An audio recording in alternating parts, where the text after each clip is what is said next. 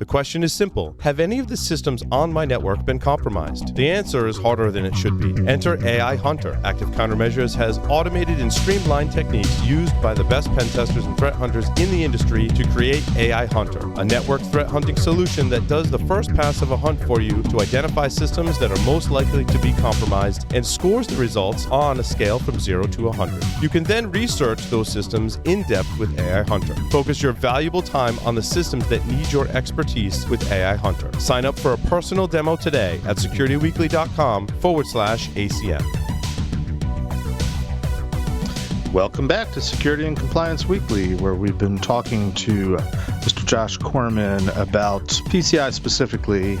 And in our second segment, we're going to try to pivot into more of a general conversation about the merits of regulatory compliance, the good, the bad, and the ugly, if you will. We want to get back into it, but we do have a couple quick announcements first. Layer 8 is also going virtual. Surprise, surprise. The conference will still be held this Saturday, June 6th, and Security Weekly listeners can save $20 on the price of their ticket by visiting layer8conference.com and using the promo code Security Weekly, all one word, before selecting your ticket type. Also, please consider supporting Layer 8 or one of their partner organizations when you're purchasing your ticket. Some of the Security Weekly team is going to be on our own channel on the Layer 8 Discord server, so we're going to be hanging out this Saturday, and we'll be there to answer questions, chat with you, and maybe some of us will even participate in some of the contests. Also, if you want to learn about how hidden vulnerabilities lead to application compromise in our next webcast, you can learn on our next webcast with Snake. Our second, did I pronounce that right? Sneak? Sneak. Used to what be is Snick, it, Matt? now it's Sneak. Sneak. SNYK. You figure it out. Our second June webcast will be with Google Cloud, teaching you how to prevent account takeover attacks. Register for our upcoming webcasts or virtual trainings by visiting securityweekly.com/webcast. Or you can visit securityweekly.com/on-demand, and you can view any of our previously recorded webcasts. All right, let's get back to it. Jeff, I think you pronounced that literally every possible way it could be pronounced. One of them's got to be right, and we'll edit out everything else, right? One of the founders said it's Snick like Wolverine sound of his claws popping. And then later it was mispronounced so many times. I believe the new urban legend is that they said screw it, and now they call it Sneak. I think it was originally told to me Sneak, but whatever it is, it's SNYK, or if you're former military, it's Sierra Nevada Yankee Kilo. There you go. That's all I got. So we're going to attempt to pivot a little bit here, but I did want to ask one or two more questions, Josh, and hopefully we can find a way to segue. You keep referring to stuff that's in the PCI standard, at least in the context of 10 years ago, as old techniques. I don't know if any come to mind immediately, just one or two examples, because nowadays, I'm sorry, go ahead. Signature antivirus. Fair enough. In a lot of cases for guarded environment, whitelisting was as good or better to lock down a system and whatnot. Okay. And that's kind of what I wasn't very loud. Yeah. Well, and I assume that's probably one of the directions you were going to go, to which I would simply respond, the requirement is for antivirus and anti-malware. At the time, it was mostly go out and buy McAfee, go out and buy Norton's, whatever the popular solution was. But very early in the 2000s, the idea of whitelisting solutions became very common as a way to meet those requirements. Although technically they had to be written up as a compensating control, because whitelisting works a little bit differently than a signature-based antivirus control. The promise of version 4 of PCI, which is slated to come out early next year, I believe, or Q2 of next year, and details I'm not allowed to go into, I'm sworn to secrecy, but the concept is that's something like whitelisting or any other sort of alternative way to meet a control objective is simply going to be accepted. You're not going to have to go through the rigmarole of doing a compensating control anymore. At least that's what the promise is. We'll see what happens. And thus back to Josh's discussion about we're finally getting version 4 in 2021, and the regulation's been around since what, 03, 04? And we've only gone through 4 revisions? A little slow, right, Josh? Well, no, not exactly. All right, we're not going to be PCI apologists, and I'm not going to kick a puppy when it's down. We want to talk about like good and bad and ugly and how to tell. Keep talking. I'm going to count out how many revisions there have been. Now, look. Actually, I'd like to sort of redirect. I mean, we talked about this for a second on the break about how the physical versus the information world differences are, and I thought that was a fascinating piece to go for. So, I mean, I'd love to talk about that. You know, yeah. So I love cognitive dissonance. I love it when something I believe strongly comes into tension with something else I believe strongly, because that makes me have to look a little deeper, you know, past the bumper sticker or past, you know, my direct experience. And when I met Gene, he loved PCI, and in part because he loved PCI because he was very familiar with Sarbanes-Oxley and loved how good Sarbanes-Oxley did for its intended purpose, and assumed, oh, good, we're going to get a Sarbanes-Oxley for cybersecurity. But he also agreed with every critique I had in my full hour talk on PCI and All Child Left Behind Act. Like it was unimpeachable, it was irrefutable, and he's like, I both love this regime, and Josh hates this regime, and I think I understand why. Like, how do we square the circle? And through that, you know, instead of fighting, through dialoguing and dialectic instead of debate, we kind of realize in a more adult way what was good and bad about each of them. Now, later on, fast forward, and we're talking on the break, that now people look at me and like, if Josh hated PCI, why is he engaging Congress or the Food and Drug Administration or asking for minimum hygiene standards? Like, what gives? You know, square this circle for me. It's an apparent contradiction. And I think part of that is I learned a lot through the investigation of PCI about what worked and didn't work. And I tried to realize a couple things. Number one, now that software is in areas that can affect public safety and human life, it's in cars, medical devices, hospitals, high-speed rail, it's in public infrastructure and utilities and oil and gas. Software failures can lead to cyber physical harm, to loss of life. These things are huge parts of the economy, and a crisis of confidence in the public to trust them could have huge impact on actual life and on economic and national security impact. You know, one attack like NotPetya did over $1 billion in damage just to Merck alone. Merck Pharmaceutical alone clocked officially over $1 billion of damage, a lot of it cyber physical harm in their manufacturing. You know, the WannaCry attacks on hospitals affected 40% of the UK's health delivery. Imagine if you had a WannaCry type attack right now in a hotspot like New York that delays or degrades patient care at a time of acute and time-sensitive need. So cyber physical systems scare the bejesus out of me. So now belief number one is, okay, if we have a regime for cybersecurity of card data, replaceable card data, and we still get breached all the time, we don't even have minimum hygiene standards for things that can kill you, maybe we should look at that. So I started asking if we could make a PCI type thing that didn't hurt, that didn't keep us stuck, that made security better. How do we take the intentions and improve on them? But then if you take cybersecurity out of it, the second thing is every industry that has the potential to hurt people eventually gets some form of regulation, whether it's cars needing seatbelts, whether it's restaurants needing minimum sanitation codes for the kitchens, whether it's aviation. Everything that has the ability to hurt someone is going to get regulated. So even if you hate regulation, now that software can hurt people, we're going to get regulation. And the channel. Okay, so where's the regulation? It's going to be where's good the or regulation? bad. Where's the regulation for pacemakers and other IoT devices that people use in hospitals? And if you say it's coming through HIPAA, I'm going to say, show me. No, I'll answer your question directly in a second. Sure. So one is we've dabbled in good and bad compliance in IT and IT security So we have some lessons to apply for these higher consequence things. Number two is every industry, whether it's cybersecurity related or not, does get regulated if it has the potential to affect life and limb and physical property. So we're going to get some regulation. The question is it good or bad, helpful or harmful? But it's going to happen. And therefore, number three, I'd rather the hackers and the geeks get to the table early to nudge and shape and sculpt what those regulatory responses are going to be. So if we just kind of do the see no evil, hear no evil, we're going to end up with something. That something could be really bad. If we try to get involved and roll up our sleeves, it might be slightly more clueful and literate. And then we started peeling into, okay, most of my complaints early on about PCI were brittle specific things from the past that we kind of codified into the future.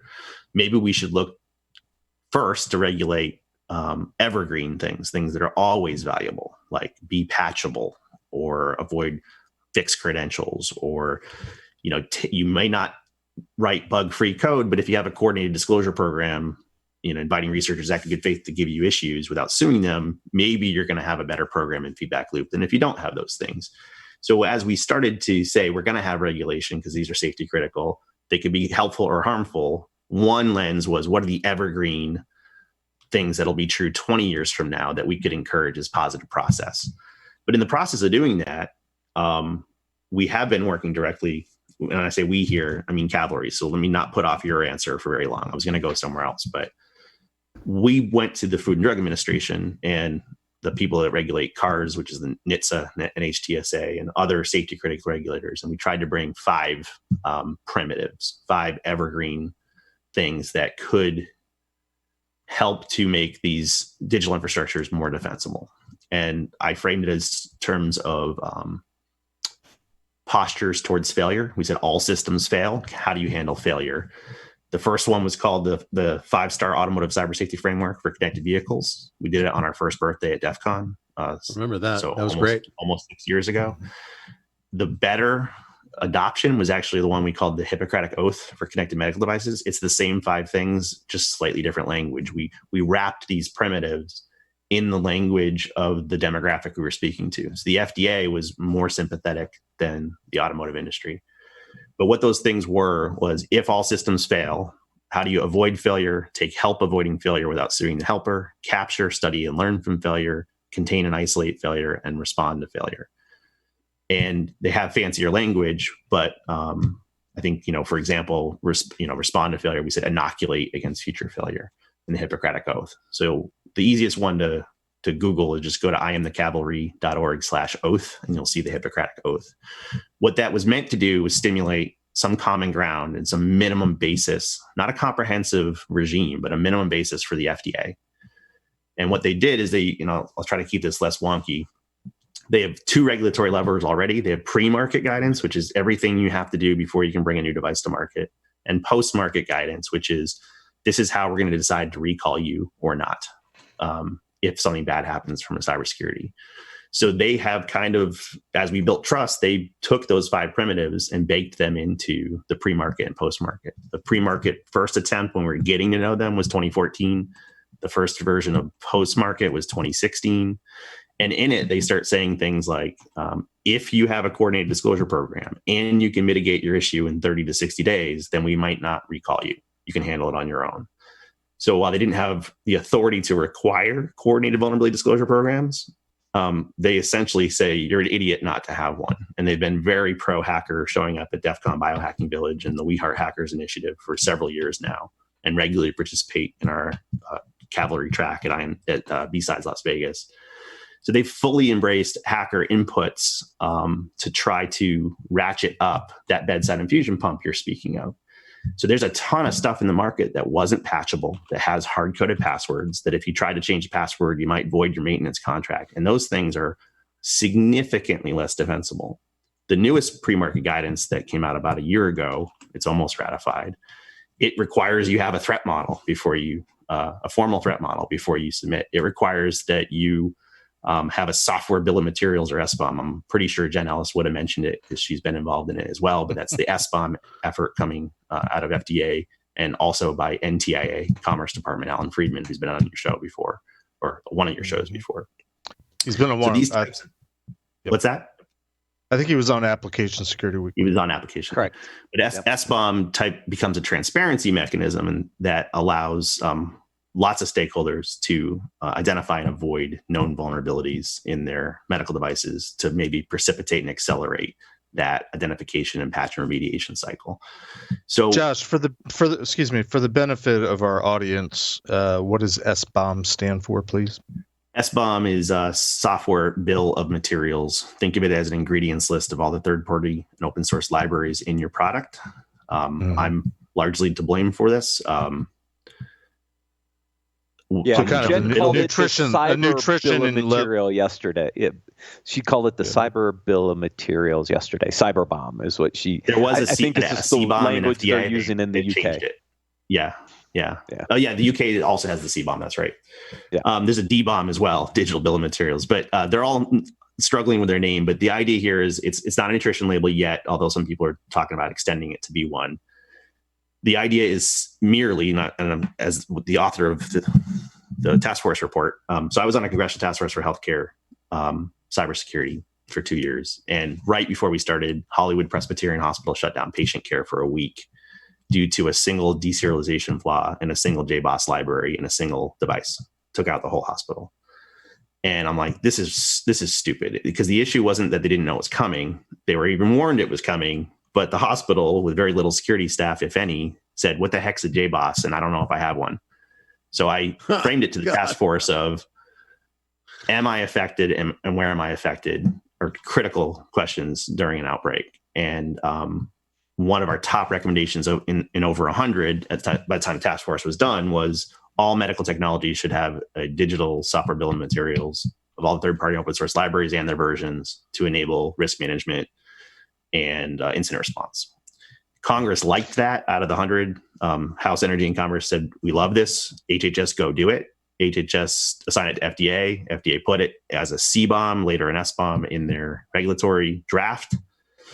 And then Commerce Department, this is where they come in. Alan Friedman said, and all of Commerce said, wait a second. If FDA comes up with a standard for medical devices, what if it doesn't work for non-medical devices? We should have a multi-stakeholder, multi-industry, voluntary best practice working group on Sbombs that work for everybody.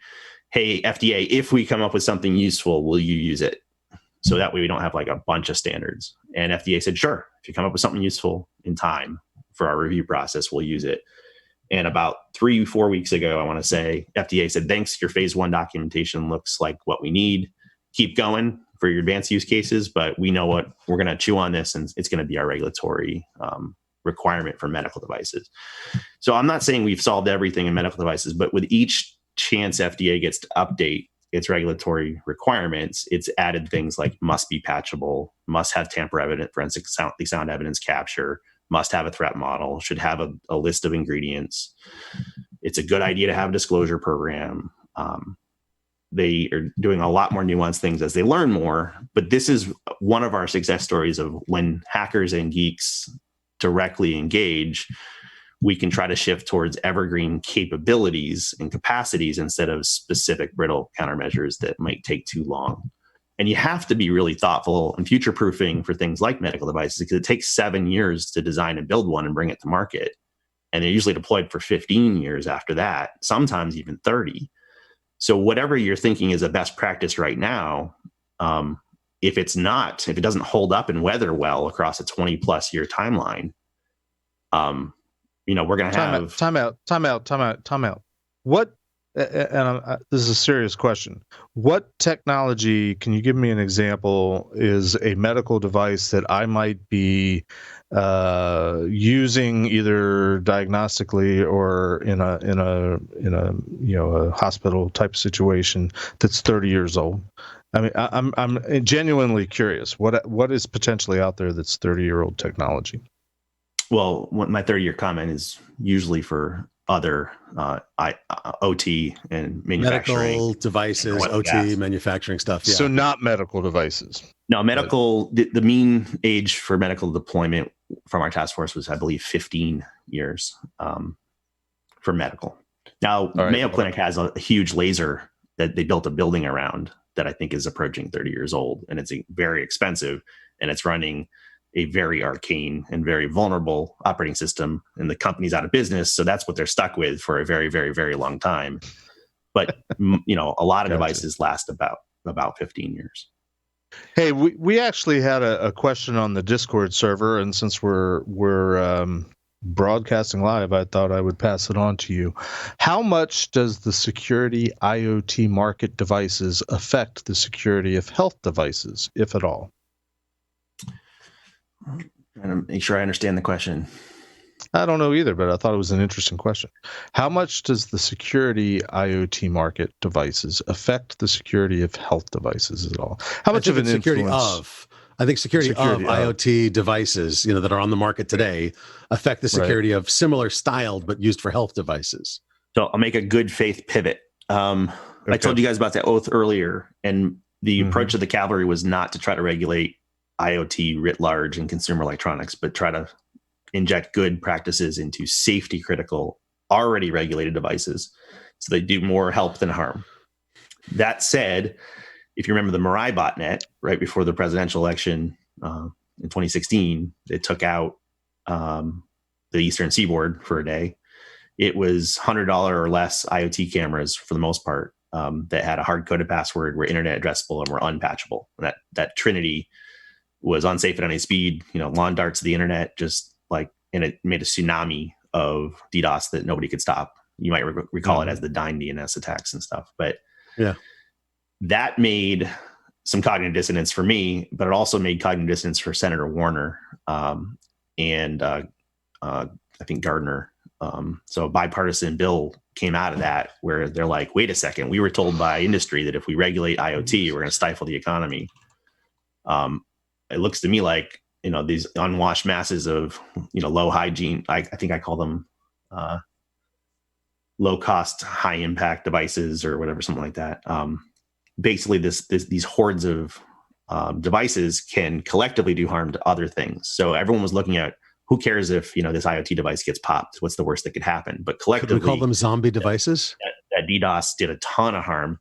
So they actually put out an IoT Cybersecurity Improvement Act, and it didn't get a vote, but it had a House bill companion from Hurd and Kelly, both bipartisan, both lots of support from Congress. And then they timed out in the congressional sessions. But there's a new bill that's been softened a bit. But they just were looking to say, wow, we were mostly looking to slowly introduce regulatory burdens for safety critical things, but these IoT consumer devices that aren't safety critical can still do harm. And the FDA immediately, before I even called Suzanne at FDA, Suzanne Schwartz, she's like, oh my goodness, if this next Mirai version is aiming its DDoS at hospitals, the hospitals are going to fall down. I said, it's worse than that, Suzanne. You know what else is internet exposed, has a hard-coded password, and is unpatchable? Most medical devices. So what if the next Mirai botnet is comprised of hospital equipment? And even if it's not hospital equipment hooked up to a person, like a bedside infusion pump, like the Billy Rios one that can give you a fatal dose, like a 3-hour dose in 30 seconds, there are other ways to affect loss of life in a hospital, denied and degraded patient care, or shutting the hospital down entirely. There aren't really technical barriers to the next Mirai botnet being made up of medical devices. So even though we had the oath, and she had done and taken actions on the 5 aspects of the oath, in this newest post-market guidance, pre-market guidance, she added things like fail-safe modes, and she added things like specifically calling out no fixed credentials, because a lot of practices from maintenance teams at a big company is, this is our hard-coded maintenance password, so we don't have to train people. You're not allowed to change it. So she's eradicating that practice of fixed, hard-coded, guessable credentials. And that was a direct response to the Mirai botnet. So maybe not a direct answer to that question, but what we had initially focused on is safety critical regulations becoming more cybersecurity literate.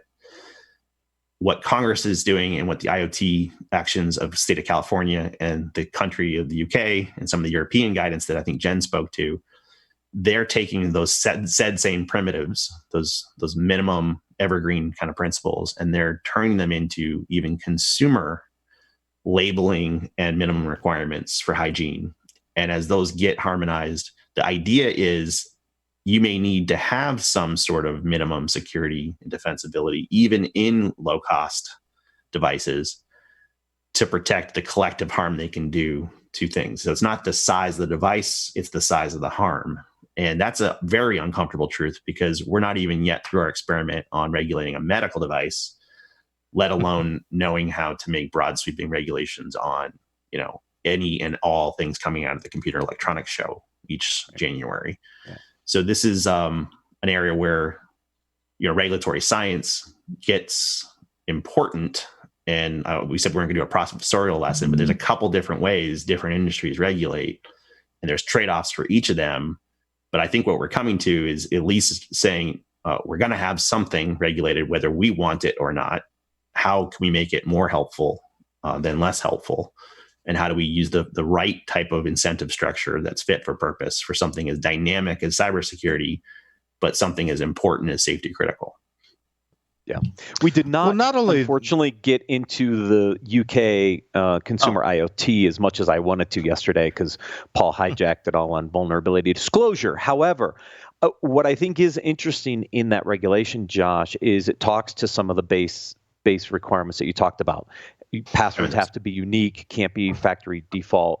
There has to be a point of contact for disclosing vulnerabilities, and there has to be support for updates to these devices to get them fixed for a period of time. That's kind of the basics of what's in that UK Consumer IoT law, which also would be very valid in the medical device side, but maybe additional ones. So what I think the UK did, which is kind of the first ones to do this, is set some base guidelines that I think are starting footprint for what you could see evolve, not only in consumer IoT, but other industrial IoT. And that's kind of where I put biomed and, all the stuff with aircrafts and all those other devices, right, that have some sort of industrial use as well.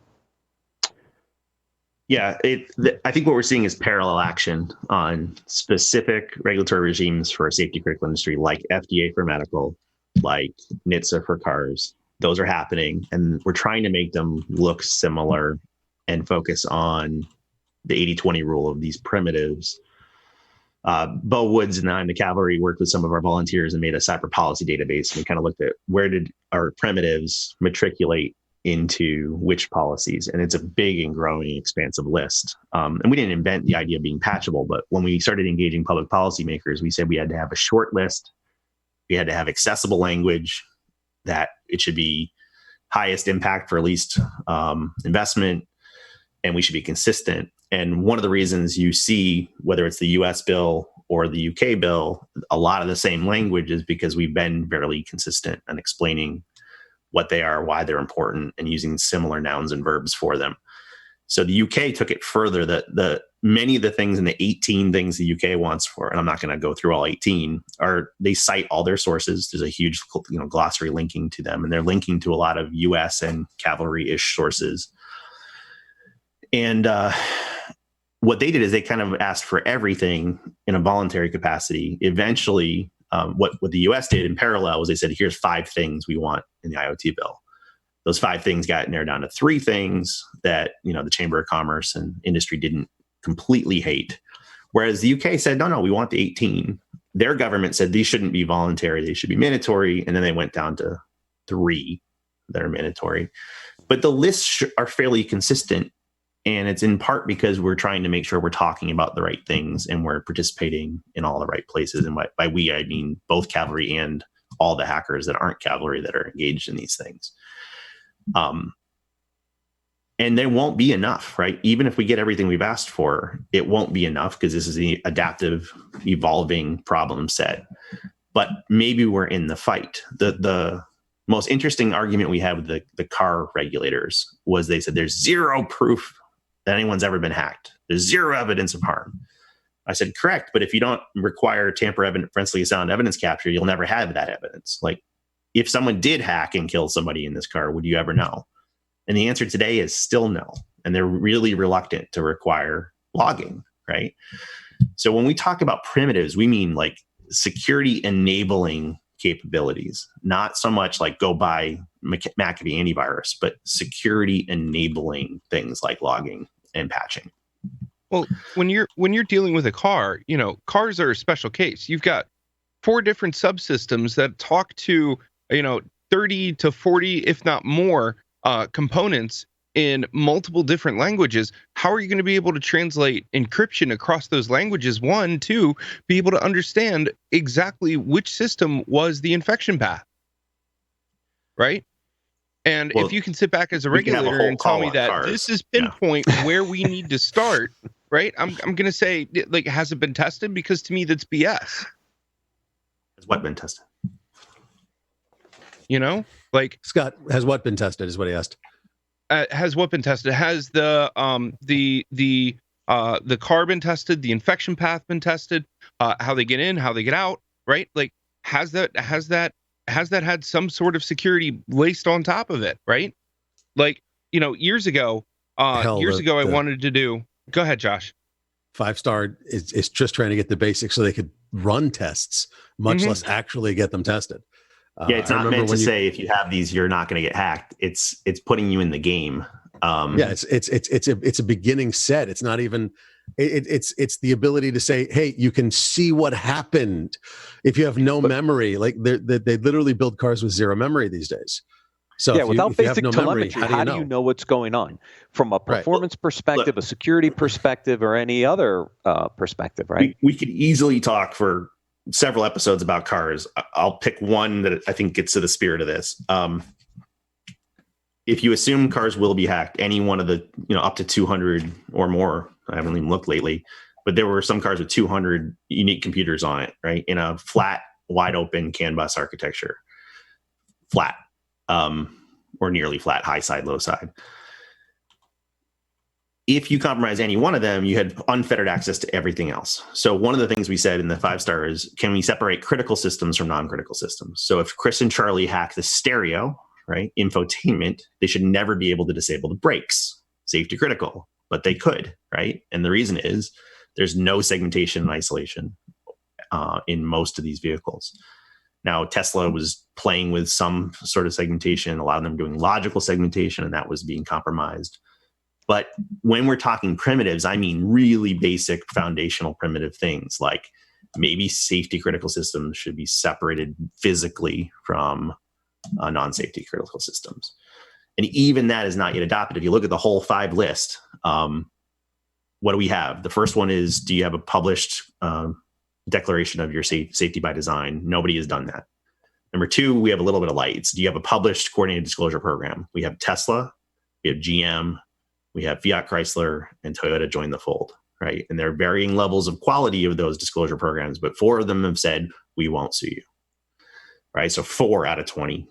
When we look at tamper evident, forensically sound evidence capture, 0 of them have it. In fact, some privacy groups are afraid that something that says, if your tire pressure sensors talked directly to your brakes, might violate privacy someday. I'm not trying to be dismissive of privacy. I'm saying, I love my privacy. I'd like to be alive to enjoy it. Privacy people are fighting hard against the idea of evidence capture anywhere in the car's system, even if it's not about the humans, the drivers, or locations. Number 4 is, do we separate critic? Are you patchable, right? And very few car companies are actually over-the-air patchable. Some of them require you to use a USB key or have your dealer do it, and the patch rates on those have been terrible. So patching isn't even ubiquitous across the 20, the ability to be patched at all. And then lastly is, do you separate critical systems from non-critical systems? And the only one even close was Tesla, where they had their infotainment on automotive Ethernet and the rest of things on traditional CAN bus. So out of the 5 things that were written and published 6 years ago, August 1st will be the 6-year anniversary of publishing that, we don't have much movement on automotive makers. Not 0. In fact, the act of having those disclosure programs has gotten a lot of good and positive movement from GM and the people that have them, because they're finding more bugs, they're fixing more bugs, they're making better architectures. But it's still slow. The regulator itself has not yet required it. That's one of the reasons we love FDA, is because in contrast, they've done every single one of the 5 in the oath and have gone beyond it for things like Mirai and WannaCry. So there's still a lot of work to be done on these. And one of the things I wanted to use this platform for is hackers and IT people tend to think government should stay out of technology. And I'm one of those people, right? They'll just make it worse. Or regulations and laws are brittle and change too slowly for such a dynamic field. I agree. There's a button here. And no, it's an and, right? And it's an and. You can't have safety critical things that the society depends upon that don't have and is Boolean for but go ahead. Yeah. Well, no, I mean, it's not a refutation of everything that came prior. It's two competing truths, right? So regulating technology can be slow and do harm and have unintended consequences. True. Safety critical things need regulation. True. So then it becomes what's good and bad regulation look like. And that's why I gave a way too long a lesson to Jeff, but there is a short version of the 3.5 categories of ways that one could approach this. And what we're experimenting with is some intelligent mix of those. And I think the PCI saga has been very useful for showing one type of those 3.5 approaches and what did and didn't work about it, so that we are smarter this time through when we're talking about medical devices, cars, or consumer electronics. And what I want the audience to hear is, don't just hear fire good, fire bad whenever you hear, public policy. Dig in, look a little closer and say, okay, if they're going to regulate, and this is an if, right? Conditional statement. If they're going to regulate, which regulations are more helpful and less helpful? I personally think it's quite helpful for us to have promulgated coordinated vulnerability disclosure. It further decriminalizes research. We've had exemptions in DMCA and CFAA. We have DOJ prosecutorial guidance. We have the Hack the Pentagon program. FDA is encouraging it. Almost every federal agency is going to have a disclosure program soon. So I think it's been a good thing to incept public policymakers that hackers can be helpful, that they are not criminals, and that here are constructive ways to avail yourself of willing allies to find and remediate issues faster than waiting for days in the wild. So I think that's a good thing. So that came from public policy stuff. So there's some people that hate us because we're talking to governments or we're talking to regulators, and they think we're going to ruin the fun. The fun's going to get ruined. Like, if by fun you mean unregulated technology, that's going to get ruined with or without my involvement or Jen's involvement or other people. What we want to do is bring a voice of reason and translate technical issues so that they're aimed at the right kind of things that help our job or help our profession or help our hobby be useful.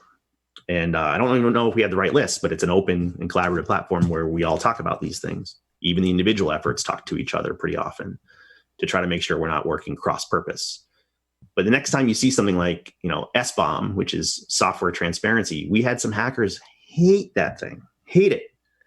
I'm like, since when are hackers hate transparency? It's not saying you have to have perfect code. It's not saying that bugs won't happen. It's saying, tell us what's in it so that we can make a good purchasing decision, a good triage decision during attack. We know when we may need to patch something or not. We know how to focus our limited testing from 200,000 devices in the hospital, maybe down to 20 that might be affected.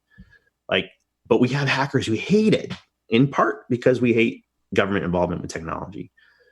But we're going to have to not dismiss any and all attempts at safety compliance and regulation or IoT compliance and regulation.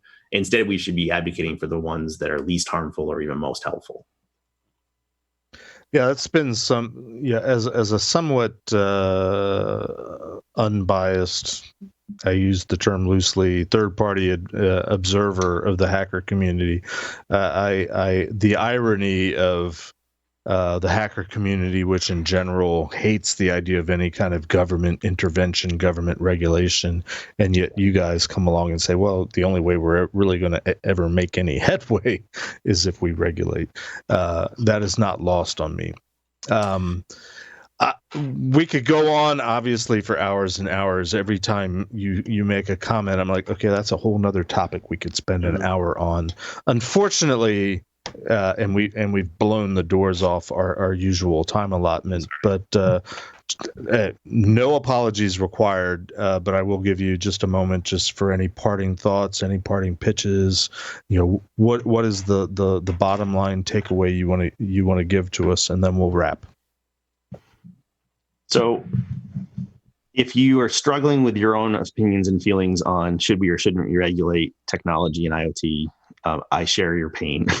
It is a natural feeling. I spent a significant chunk of my career railing against PCI and other things that I thought might hurt things. But I think my general framing on this is we're over dependent on undependable technologies affecting public safety and human life. We're increasingly dependent on these things.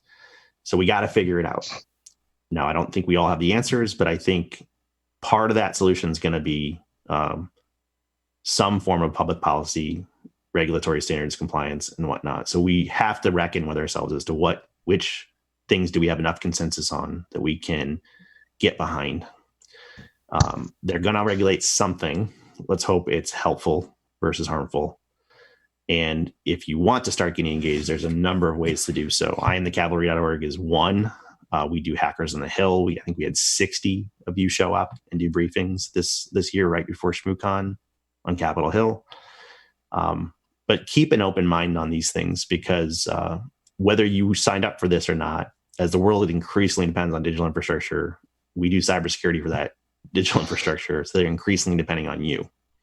And you're going to play a role. It's going to be a positive, negative, or neutral role. I'm hoping it's at least neutral, but ideally positive. And it's going to involve some form of regulation. Help dig in to find what's right with them and nudge them towards more right, instead of just saying, fire bad, regulation bad. This is probably longer conversations, but come talk to us about it, because my call to action for you guys is, even while we were setting this up, some of that ransomware that was hitting hospitals when I started the task force is now deliberately targeting COVID response. And this is going to directly affect your family and the people you care about. So I was hoping ransomwares would not target hospitals and nursing homes, would not target ventilator supply companies and ampules, would not have a spate of espionage on therapeutic research and vaccines, but they're doing it, and they're doing it a lot. And if you want to take your skills, ransomware is boring. It's unsexy, but it is impacting the broader society and culture. So I would love for some of you to ask, how can you help and fight the doldrums? Start applying all the things that we know from our profession, and start asking how you can assist in helping these hospitals with these unsexy but high impact attacks that are going on.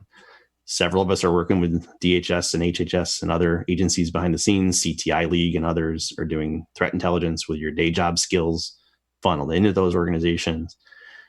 Whether they're bragging about it online or not, there's quite a few people volunteering their expertise to try to help on these unsexy but high impact things like ransomware. And maybe that's my departing thought, is whether you're going to get involved in public policy or not, you can be part of the solution for public safety. And I encourage you to find a way to do so. All right. Thanks, Josh. Maybe we'll have you back again sometime, because we could certainly keep this conversation going. If you haven't gotten anything else out of it, security and compliance and risk, it's complicated, and there are no clear-cut, cookie-cutter checkbox answers to any of this. That's going to wrap us for Security and Compliance Weekly this week. Josh, thank you very much for joining us. Appreciate it. Everybody stay safe, stay involved, look for ways to get involved. Lots of issues out there today. Until next time, this is going to be a wrap.